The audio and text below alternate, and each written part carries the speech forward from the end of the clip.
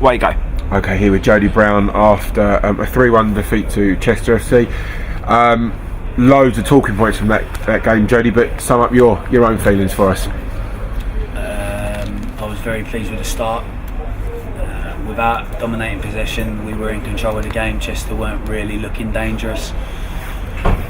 We got our reward, got 1-0 up with a well-worked goal, good finish as well. And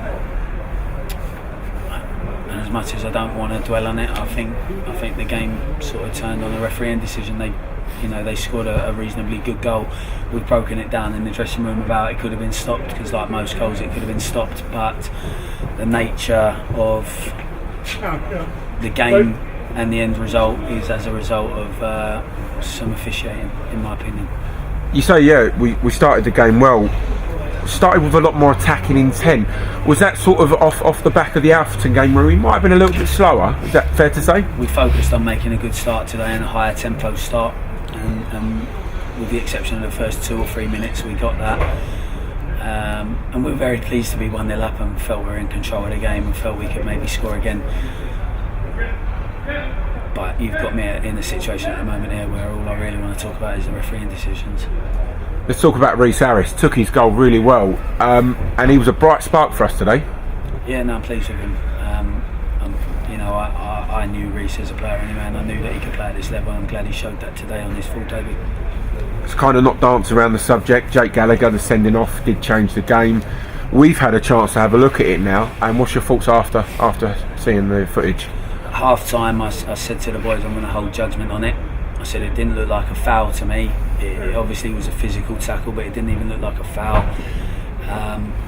The ref had set a precedent 5 or 10 minutes earlier on the edge of their penalty area where the lad went in 2-footed, but got the ball. He got the ball, and he said to the players and to us, he got the ball. So he set a precedent that you can tackle aggressively, providing you get the ball.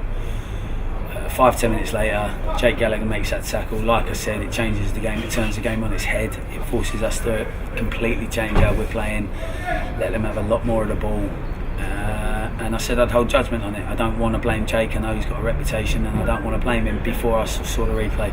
As you know, I've watched the replay here, and I've seen exactly the same as what you guys have seen. Jake's coming from the side, it's not from behind. He's gone in 1-footed with his left foot. He's had a very, very big touch on that ball. And I actually think the Chester player got there a tenth of a second late. I think Jake gets there first, the Chester player gets there slightly late, and the momentum of the two causes a collision. They crowd the referee, and it's a red card. Don't want to take it out of Jake's game. Obviously he's tough tackling, but as a captain, does he have a responsibility to be a bit more wiser for the tackles he does and doesn't go in for? Wasn't a bad tackle. Okay. So, and another controversial decision, the penalty. We've also had another chance to look at it. What's your thoughts? I think from where the referee is and the fact that there's no linesman at that side, and Darren's got his back to the linesman who's at that end of the pitch, I think it's impossible for them to give a handball. I've watched the replay 10 times, over and over and over, in a relaxed frame of mind, and I can't say that's a handball. It looks to me like Darren's blocked it with the top right hand corner of his chest. If it's touched his shoulder, it's in no way intentional. He's done everything he can to block that with his chest. And again, like the tackle with Jake, 2 minutes previously, there was a deliberate handball on the edge of the area. He raised his hand, stopped the ball. The ref said he didn't handball it. Everyone in the ground saw it. The players' body language and reaction showed that he handballed it. They broke, had a bit of possession, and it results in a penalty at the other end. Do you think the biggest turning point out of all of that, though, was the goal straight after half-time, the free kick, because it kind of prevented us getting any momentum back into the game? It was an absolute killer blow. We spoke at half-time and said that we needed to stay in the game for as long as we could, and we believed we'd have a spell in the game. As you saw, we did have a spell in the game. In the last 10 minutes we created a number of chances from set plays and from open play. We got a foothold in terms of possession, and we got in the game, but we were 3-1 down. We wanted to keep it 2-1 for as long as was physically possible. Even that free kick, I think I haven't watched the replay of that, but I think 99 times out of 100 a referee doesn't give a free kick for that. The forward hasn't jumped, he's just ducked down in front of Jamal. Jamal's not really pushed him, he's touched his hand on his back. I think within the game today there was probably 50 more stronger aerial challenges than that. But it's a needless free kick nonetheless, and we've been really ruthlessly punished. During the second half, you made a substitution with Ocean Vines going off. Some of the fans looked at that and thought, "Wow, he's taken off the creativity." But the substitutions you made actually had a more positive impact. What was your thinking behind that? Their legs, and it was tactical. You know, they're genuine midfield players, whereas Vos and Vine are sort of number 10 type players. And once we were 3-1 down, I thought it was important to keep a good shape and play on the counter attack. We actually came out initially to continue as we were. We went 4-3-2. We stayed positive, but letting that goal in so early meant we were going to be hit continuously on the counter attack. So we put on genuine midfielders who could try and get a foothold on possession, be a little bit more competitive, track runners better, and hopefully hit them on the counter attack. And I feel as though we did do that. I think for an hour we worked really hard, and we forced them to score from 25-yard direct free kick. I know they had other chances, but they didn't score them. We played for an hour with 10 men, and their only goal came from a 25-yard free kick. And the football in the second half, at times, when we played it on the floor, we did carve them open. Yeah, no, I know. It's a really hard result to take, because for large parts of this game we played well, and you just can't overlook the influence that the officials have had. Are you slightly worried a little bit with our fragile confidence at the moment? We obviously need a win. That needs to come sooner rather than later, just to build confidence and momentum. And to put points on the board. I want to win as much as anyone in it. The players want to win as well. I felt that we were on the way to picking up points today, and I'm going to keep saying it. I know I've been told by the Conference League not to comment on things like this, but how can you not comment on it? Jake's going to get about a 10-game ban for that. It's his third red card. He'll get a ridiculous ban for that, and it's not a red card. It's not even a foul. Will you look to appeal? I'll wait and seek guidance from the club on that. Let's look at a couple of things that have happened in the week. Charlie Penny and Lee Hudson have gone out on loan. Again, a few of the fans might have looked at that and thought, Charlie Penny's gone out on loan, scored 2 goals in a week. So, from your point of view as a manager, you've got to be pleased with that. Yeah, that's why I've sent him on loan. Everyone, you can't forget that he started 4 games and come on for half an hour in the 5th game, so he's had a very good opportunity. He's showed great work ethic, he's showed great potential, but he hasn't scored goals. Reece had his first start today, 1 start, 1 goal. That's not saying Reece is a better player than Charlie, that's saying I need to find the answer to our goal scoring problems, because the top goal scorer at the club's got 2 goals. Anthony Jeffrey was signed in a week but wasn't in the squad. What was the reasons for that? Yeah, it's an interesting one to talk about.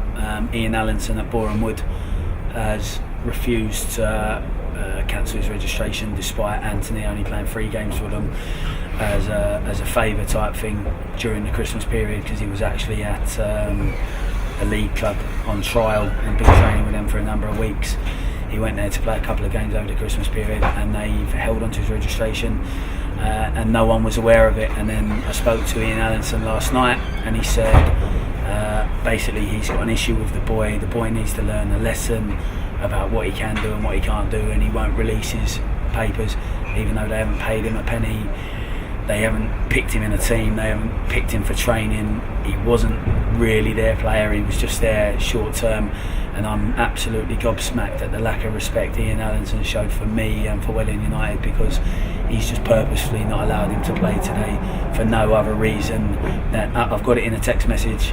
I'm sorry for the predicament I'm putting you in, but the boy needs to learn a lesson.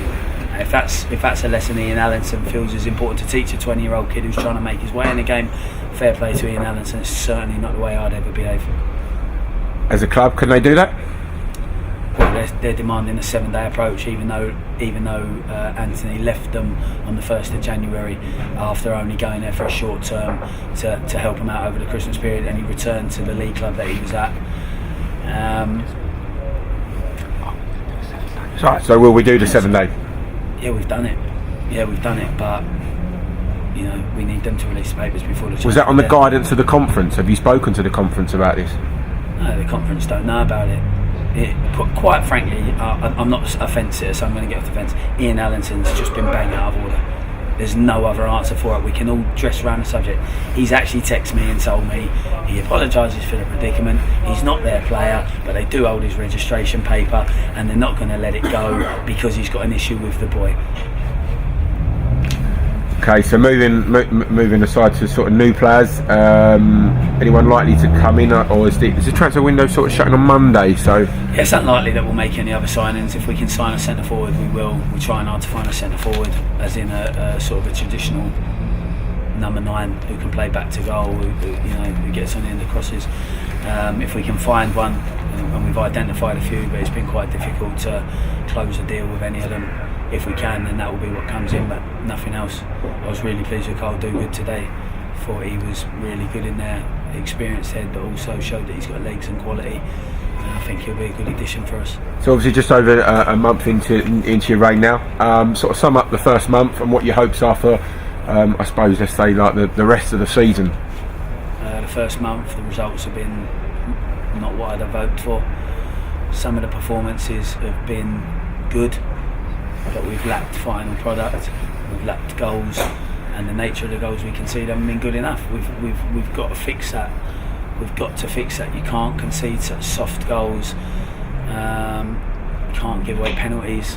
But again, I've got to defend the boys, because I think Darren Percy's one against Atherton, haven't seen the replay, wasn't a penalty, and I think Darren Percy's one today wasn't a penalty. But we need to pull together. We need to remain positive. We need to take all the positives from the good periods of the game. And we need to try and implement that for 90 minutes. Jody, thanks for your time, mate. Thank you.